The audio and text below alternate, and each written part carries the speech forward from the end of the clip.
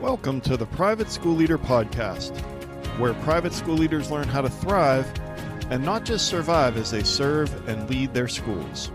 I strongly believe that it is possible to have a long and happy and fulfilling career as a private school leader. And my passion is to help you figure out exactly how to do just that, right here on the Private School Leader Podcast. And I'm your host, Mark Minkus. So I want you to use your imagination, and I want you to think about two prospective parents for your school. One is named Asher and one is named Amanda. So I'm going to tell you a little bit about Asher, tell you a little bit about Amanda, but I want you to use your imagination that these are two prospective parents for your school, okay? So Asher lives in Albuquerque, New Mexico with his wife and two children. And Asher, his job is moving him to your town. So he's moving to your city for work. And Asher and his wife want to check out the private schools in your area. Again, two children, and they're also enrolled in private school currently in Albuquerque. All right, so you've got Asher in your head, Albuquerque, moving to your city. He and his wife want to check out private schools in your area. And then we have Amanda. Amanda is a single parent. She lives less than 10 miles from your school. She has two children. One's in first grade, one's in third grade. And Amanda has grown increasingly unhappy with the public school system, and she wants to look into private schools in your area. All right, so here's the question. You're picturing Asher, you're picturing Amanda. What is the first thing that Asher is going to do? What is the first thing that Amanda is going to do? So you probably know that they're going to pull out their phone, they're going to open up their laptop, they're going to go to Google, and they're going to type private schools in blank. And your city, or the closest big city if you're in the suburbs, they're going to Google private schools in blank. And so I want you actually to just take a moment and picture Asher sitting there with his wife on the couch, and he has his iPhone out, and he's Googling private schools in blank. And I want you to picture Amanda. She is sitting at the kitchen table. She's got her laptop open, and she Googles private schools near me or private schools blank since she lives in your city. So here's my question. How far down the first page of Google does your school appear? How many schools' websites will Asher and Amanda visit before they visit your school's website? Well, on today's episode of The Private School Leader, we are going to discuss 5 ways to drive more traffic to your school's website. So before we jump into that, I want to share with you a new resource that I've created just for you as a thank you for listening to the podcast every week. And this is called 7 Strategies to Effectively Deal with Difficult Teachers. And this is a PDF. It's free to you. You can download it. And just these strategies, I really believe they can give you a step-by-step game plan to help improve the performance and attitude of your difficult teachers. And you know how much time and energy and just stress that a difficult teacher can cause you. And so I want to help you out with that. And so you can go to theprivateschoolleader.com/difficult and grab this free guide called 7 Strategies to Effectively Deal with Difficult Teachers. Again, that's free for you just as a thank you for listening to the podcast. Grab that at theprivateschoolleader.com/difficult. And I just wanted to mention, if you're listening to this in real time, and depending on where you are in the world, where you are in the country, if you're listening in the United States, some of you, your teachers are reporting or about to report, and, the new school year is upon you. And best case scenario, the new school year starts in a few weeks. And I just wonder how you're feeling about this upcoming school year and how you're feeling about, as you reflect back on last year, your energy level, the emotional toll that last year took on you, boundaries between work and home, and you might roll your eyes or laugh when you hear that. Are you sacrificing yourself on the altar of your school? Is that what you did last year? And as you look at this new year that's coming up, this school year, what's going to be different? Well, it can be different, and it can be a path for you. You need to invest in yourself. You need to invest in professionally developing yourself in a way that can help you preserve yourself for the long term as a private school leader. I start every episode by saying that I believe it's possible to have a long and happy and fulfilling career as a private school leader. Well, let me teach you how. Private school leaders listening to this podcast, you can jump on Thrive Academy over at theprivateschoolleader.com/thrive. It's an online digital course that I've created with video lessons and guided notes and tracking calendars for the new strategies that you're going to do.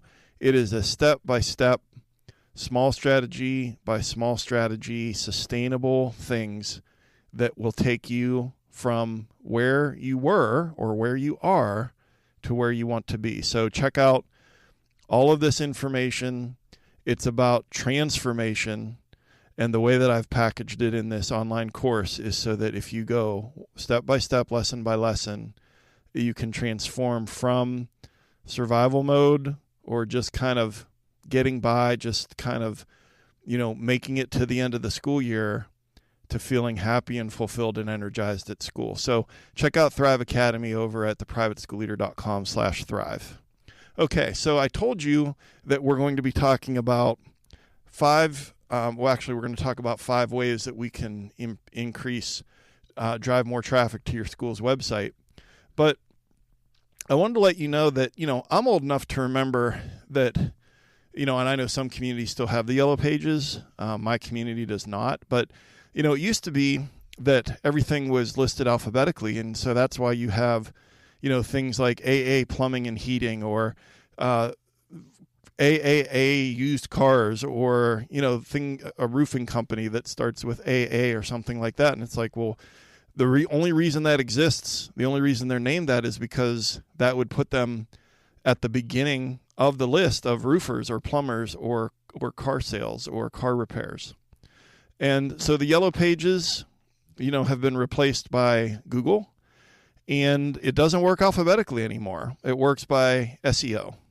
And so just a quick sidebar here to talk about SEO for a minute before we get into how to increase traffic to your website, to the homepage of your website. So first of all, what is SEO? Okay, so SEO stands for search engine optimization. Most of you already know that.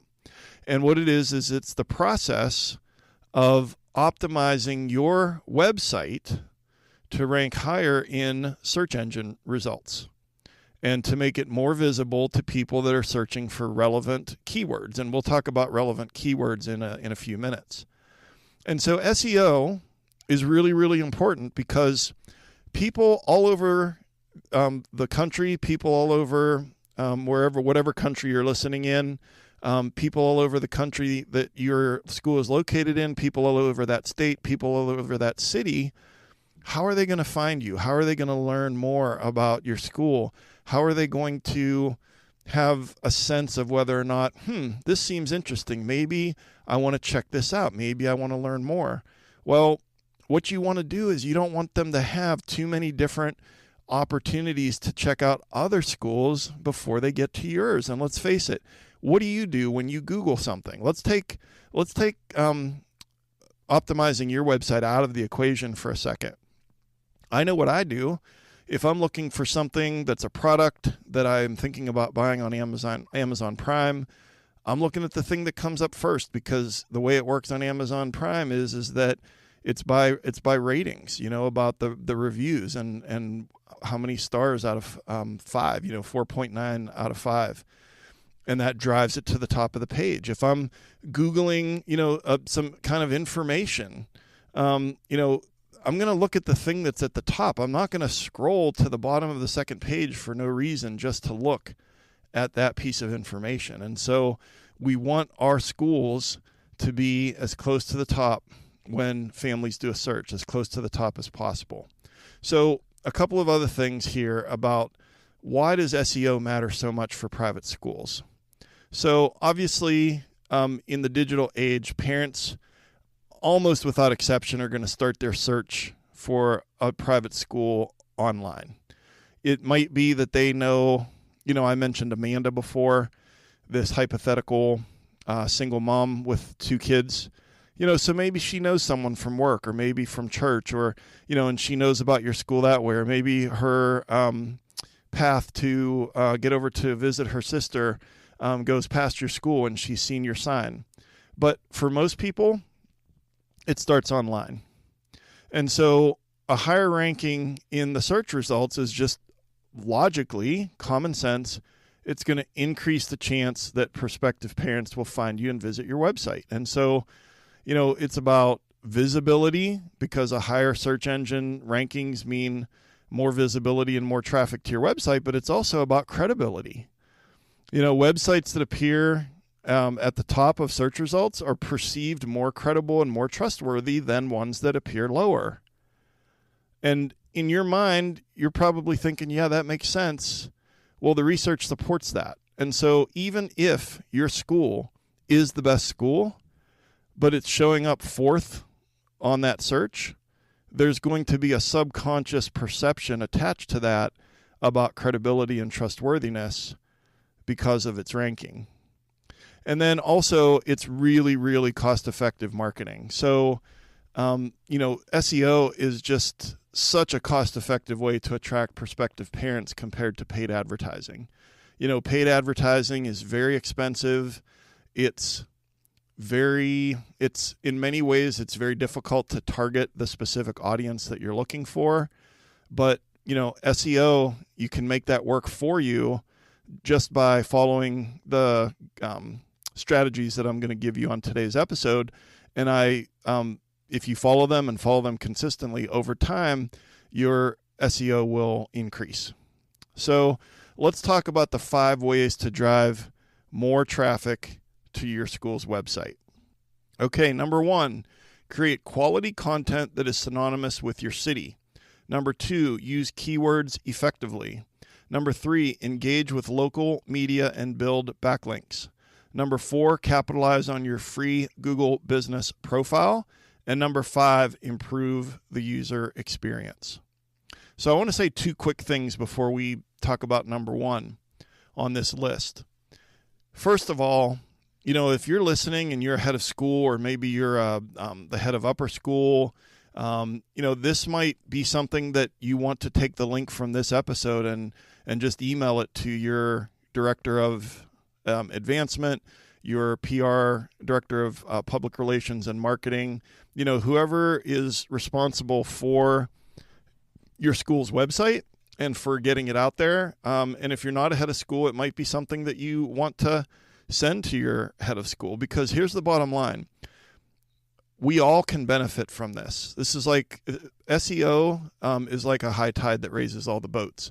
If our school is easier to find, if more people are trying to get into our school, it increases our enrollment, or, amazingly, if for those few schools that are fortunate enough to have a waiting list.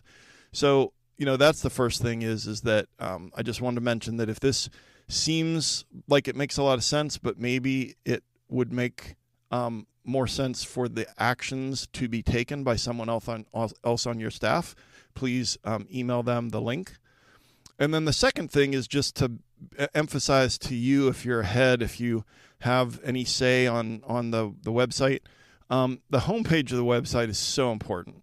It's so important. And we'll talk about that more as we go through these 5 strategies. But, that's like the front porch of your school, where you want to be welcoming and draw people in and just, have it be informational, but also inspirational, and just, trying to thread the needle on all these things. Well, I'll help you with that today too. But honestly, it is just it is so important that your school has a welcoming, inviting, and interesting homepage. And the thing that I'll mention just quickly about that is that I did an episode on what story does your the homepage of your school's website tell? What story are you telling with your the homepage of your school's website? And I will link that in the show notes at the Private School Leader. The privateschoolleader.com/episode 94. I'll link that episode for you as well. Okay, so number one is to create quality content that is synonymous with your city. So let me explain what that means. So quality content is informative and engaging content that answers questions that parents are looking for. Okay, and so it's just you're trying to right off the bat. Everything is done so quickly that you're really just trying to make it. You're trying to make it accessible. You're trying to make it so that they understand immediately whether this is a school for them or not. So I'll get into that a little bit more in a minute as far as what that could look like. You've heard before that with real estate, that the three most important things with real estate are location, location, location. All right. And honestly, it is so important when it comes to your school to be synonymous with your city. And so, for example, if there's a florist in Charleston, I'm gonna read a quick little quote from a blog post from Business Made Simple that I'm going to link in the show notes. I have several things for you in show notes today that will help expand your thinking on this. But here's a quote. For a florist in Charleston, this might involve embedding phrases such as best flower delivery in Charleston, or, quote, Charleston wedding flowers. So across website, text, social media, and blog posts. And so the more that phrase, best flower delivery in Charleston or Charleston wedding flowers, is out there, that continues to push the algorithm so that if someone is looking for flowers in Charleston, that it's going to keep boosting that florist shop higher and higher on the page when that search is made. And so you want the language on your website and especially on your homepage to really be synonymous with your city. And the goal here, here's more of the quote. Quote, the goal here is to weave your locality into your digital presence so that when potential customers search for these specific services, your business stands out not only as top choice, but as a local one, end quote. So it's not just that they're looking for a good school, they're looking for a school that's near where they live. And so in Asher's case, moving to your city, in Amanda's case, already lives in your city, but you've got to make those connections. You've got to get your school on that as close to the top of that page as possible. So another thing that some schools do, and I really recommend this strongly, is to have a blog and regularly publish blog posts on topics that are relevant to prospective parents, such as educational tips, school events, and success stories, things like that. And so the genius behind this is that some of it could be to boost SEO and to draw people in and explain why your school is different. But some of it could just be to attract parents in general when they're searching for some help with parenting, and that brings them to your website. And so let me break that down into two specific examples. So to boost SEO, let me just give you some suggested blog posts, and this is straight from ChatGPT. Okay. The top 10 benefits of choosing a private school education. How to choose the best private school for your child, a parent's guide. A day in the life of a private school student. Exploring our private school's unique curriculum. Why small class sizes matter. Advantages of private school education. Success stories, alumni achievements from our private school. So you see where I'm going there. And if that was published, weekly is probably a lot to commit to at the beginning, but even if it was once a month, those start to add up. And all of the words that are in that blog post feed the algorithm, okay? And then it's also something that's informative, and then there will be an archive of those blogs on your website.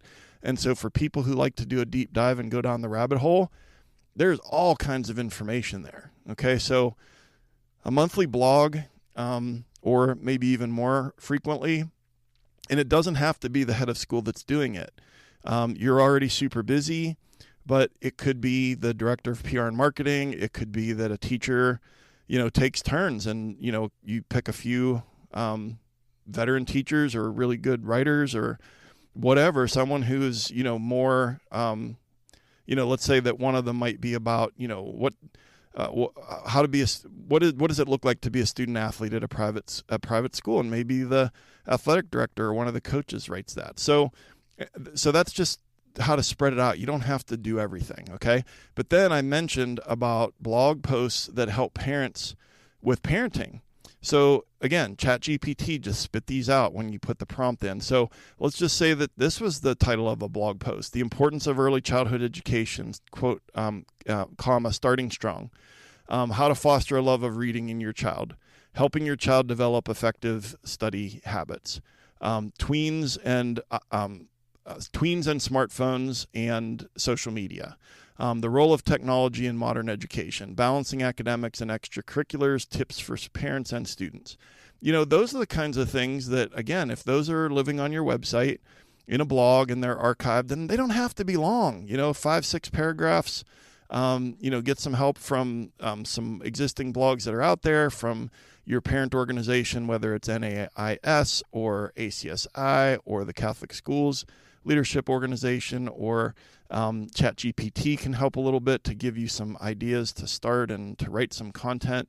And again, all of that helps to drive the algorithm. So it has to be high quality content, and also it can help to drive the algorithm to boost your SEO.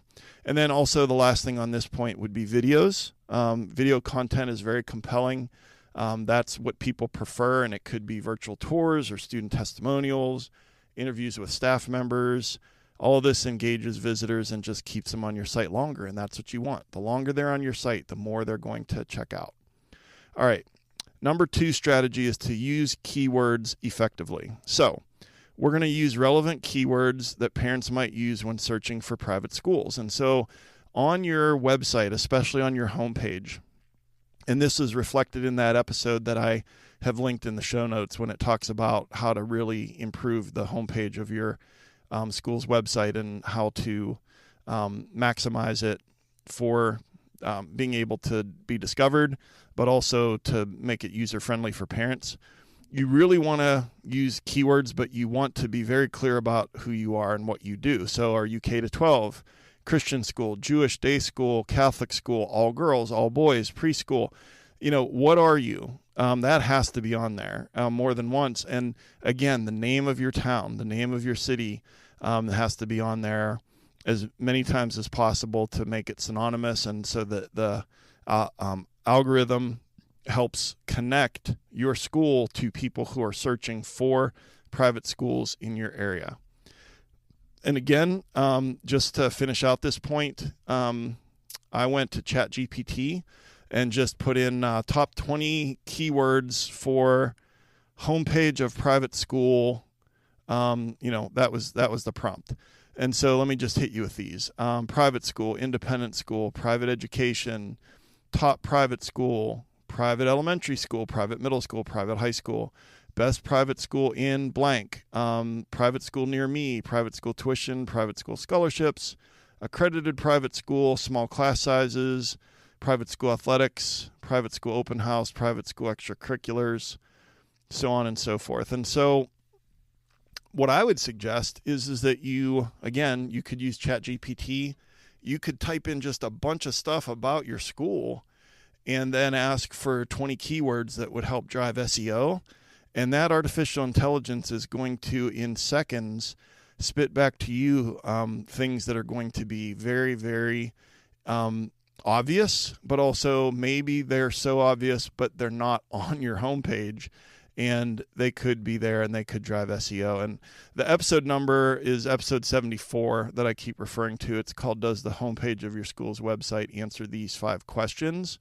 Again, I'll link that in the show notes. And so we want clear keywords that are going to drive our SEO. That brings us to strategy number 3. We're going to engage with local media and build backlinks.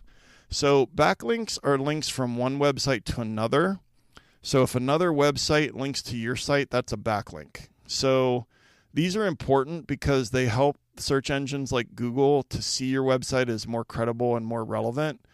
And it potentially improves your site's ranking in search results. So think about it in this way. So if you're if someone's starting a small business and they're sending out emails, they're probably going to go into the spam folder, okay? Because you've not received emails from this person before. All of these, like Gmail and everybody else, they all have these. The email service providers have all of these filters to try to keep the spam out, and some of it, of course, still gets through. My point is that that's called email list hygiene, email list health, email list credibility. These are all phrases that for people who do email marketing that they're striving for, is to try to increase their credibility as a person that sends emails. More emails land in the inbox, more emails get opened. Okay. But if it's some random person that's just starting a business that you never heard of, those aren't going to get through because they're not credible. And so the more that you have backlinks, the more that Google is going to see your website as credible, relevant, and it's going to help boost the SEO and put you up that page. And so how does that work? Okay, so I'm going to give you a couple of tips. I'll admit I am definitely not an expert when it comes to backlinks. And so I've included an article, a blog or an article in the show notes specifically about backlinks, like how to. But just to give you a quick overview, active participation in the local media can lead to valuable backlinks from trusted sources like the local newspaper or other people's blogs or event listings. For instance, if you sponsor a local charity or you're participating in a community fair, and get your school mentioned in local media outlets, ask them to backlink to your website, because those mentions build your reputation. Sender reputation is the thing I was looking for earlier when I was talking about email marketing. Sender reputation is what everyone's seeking. So you want that stellar homepage, stellar website reputation that the algorithm notices and that bumps you up with the SEO. So again, anytime you're featured in a publication or in someone else's website, just request that they link back to your website. There's the blog post is from Higher Education Marketing, and it's called Backlinks.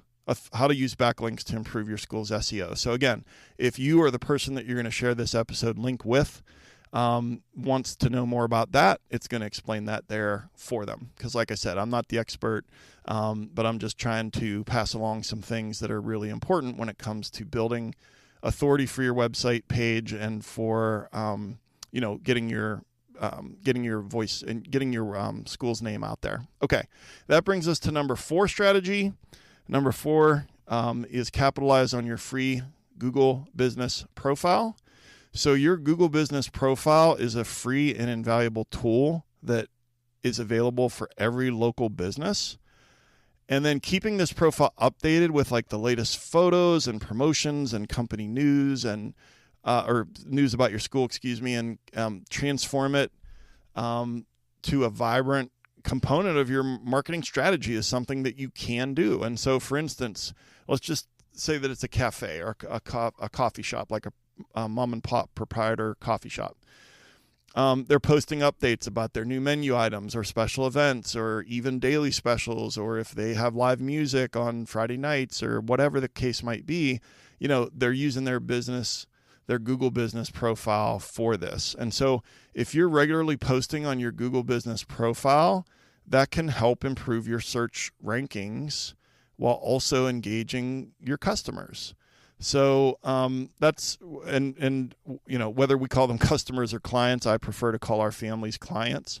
But just, I think that it's important one last tip is to set a reminder whoever is in charge of this, whether it's you as the head of school, if you are a smaller school, or if you have a team and it's the communications person, is that they're going to need to set a reminder to, I don't know, once a month, check to make sure that all the information is accurate and that they're updating different events. And, that will, updating that page also, if it's just dormant and you fix it once in August and then nothing changes on it, then that does not do as much to move to boost SEO as if you're updating your Google business profile regularly. So again, that's something that's easy to forget, and so calendar reminders can help with that. And then that brings us to our last point, which is number 5, improve the user experience. So there are a few ways to do that. Number 1, you want to make sure that this is mobile friendly. You got to look at your website on a cell phone, on a smartphone, and make sure that it's mobile friendly, because it's such a high percentage. I think now it's over 80% that people are accessing these websites from their mobile device. And so it might look great on a laptop or a desktop, but make sure that it looks great on a smartphone. Also, a call to action button is very important to be on the homepage of your website.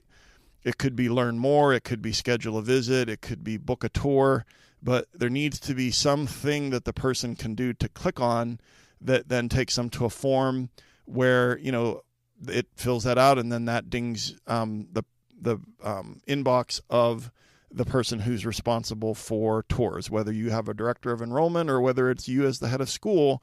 A call to action button is really important. Website speed improves the user experience. Ensure that your website loads quickly. Slow loading sites deter visitors, and that affects your ranking. A secure website, with the HTTPS at the beginning. Again, not something I'm an expert on, but just passing that information along, that builds trust and improves your SEO. And then 2 last things would be ease of navigation. Make sure your homepage is easy to navigate with clear menus and a user-friendly design. You just want to make it visually appealing, but also easy to use. And then contact information. How do they get in touch with you? I mean, I would love for it to be the call to action button, but also, just make sure that if they click on contact us, that you want to capture that email address, you want to capture that phone number and that name. You want to turn visitors into names. It's all well and good that you get a bunch of people visiting your homepage, but you've got to have an easy way to capture those, that name and that email address, so that then you can get them on campus, because we all know that once we get them on campus and get that tour, then most of them are hooked and most of them are sold. But we've got to show how we're different, and the best way to do that is with a tour.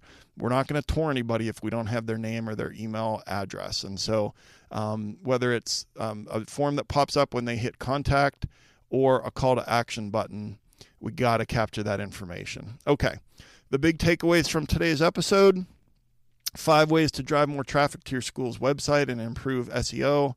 Number 1, create quality content that is synonymous with your city. Number 2, use keywords effectively. Number 3, engage with local media and build backlinks. Number 4, capitalize on your free Google business profile. And number 5, improve the user experience. And so your call to action, I love to end every episode with a call to action, is to go to ChatGPT. I'll link ChatGPT in the show notes. Type in what are the top 20 keywords for a private school, and then a little description of your school. And then whatever it spits out, those 20 keywords, then open up your website and see how many of those words are on your homepage. How many of those words or phrases are on your homepage or on your website. Just as an exercise. You want to optimize SEO, you got to make sure that the keywords that people are searching are actually findable on your website, on your homepage. So let's wrap it up. I mentioned at the top of the episode about the free gift, 7 strategies to effectively deal with difficult teachers. I'd love for you to go grab that at theprivateschoolleader.com/difficult. I know that sometimes I lack the confidence and the courage to deal with a difficult teacher, especially if they've been at the school for a long time. This guide, I think, will help you a lot. So 7 strategies to effectively deal with difficult teachers. Grab that for free at theprivateschoolleader.com/difficult. And then I just really believe that Thrive Academy can change your life at school and outside of school. And you don't have to make the mistakes that I made. I'd love to teach you how to do this in a way that you will be built to last. And so check out Thrive Academy at theprivateschoolleader.com/thrive. Shoot me an email at mark.o.minkus@gmail.com and let me know about a strategy that you're using or perhaps a pain point in your work right now. And again, I've mentioned the show notes many times. There's a lot in show notes today that you're going to want to grab. And so theprivateschoolleader.com/episode 94 is where you can see that. If you would rate and review, it helps the algorithm push the podcast out as suggested content to school leaders all over the world. And I'm on Instagram at the Private School Leader, Twitter at the PS Leader. And I would really, really appreciate it if you would take the link from this podcast and send it to another leader in your life, another school leader. Just text it, email it to them.